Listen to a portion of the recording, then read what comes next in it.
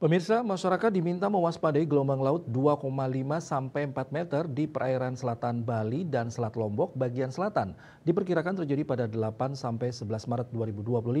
Masyarakat diimbau untuk memperbarui informasi cuaca BMKG khususnya peringatan dini.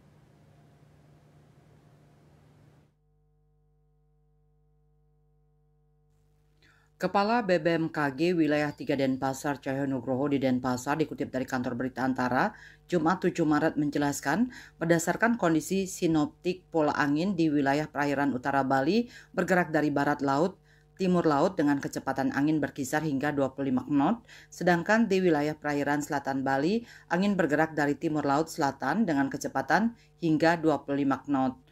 Gelombang laut di Selat Badung, Selat Bali bagian selatan, dan Selat Lombok bagian utara diperkirakan hingga 2,5 meter. Perakiraan ketinggian gelombang pada 8 sampai 10 Maret 2025 di Pelabuhan Gilimanuk dan Pelabuhan Padang Bayi mencapai rata-rata 0,5 meter, sedangkan di Pelabuhan Benoa diperkirakan rata-rata hingga 1,25 meter dan pada Sabtu 8 Maret pukul 14 WITA di tempat itu hingga 2,5 meter. Untuk Pelabuhan Sanur ketinggian gelombang laut diperkirakan hingga 1,25 meter. BMKG mencatat kondisi angin dan gelombang laut berisiko terhadap keselamatan pelayaran. Pengguna perahu nelayan diminta mewaspadai kecepatan angin lebih dari 15 knot atau sekitar 27 km per jam dan tinggi gelombang di atas 1,25 meter.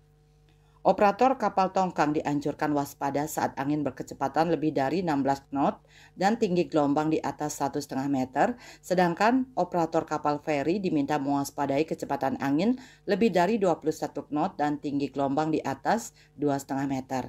Selat Bali, jalur aktivitas wisata, nelayan, dan penyeberangan dari Pelabuhan Gilimanuk, Bali, Pelabuhan Ketapang di Jawa Timur, dan Selat Lombok merupakan jalur nelayan, wisata, dan penyeberangan Bali Lombok dari Pelabuhan Padang Bayi, Pelabuhan Lembar, Nusa Tenggara Barat. Selat Badung, jalur nelayan, wisata, dan penyeberangan lokal dari Pelabuhan Sanur menuju Pelabuhan Nusa Penida, sedangkan perairan selatan Bali umumnya jalur nelayan dan wisata. Bali Post melaporkan.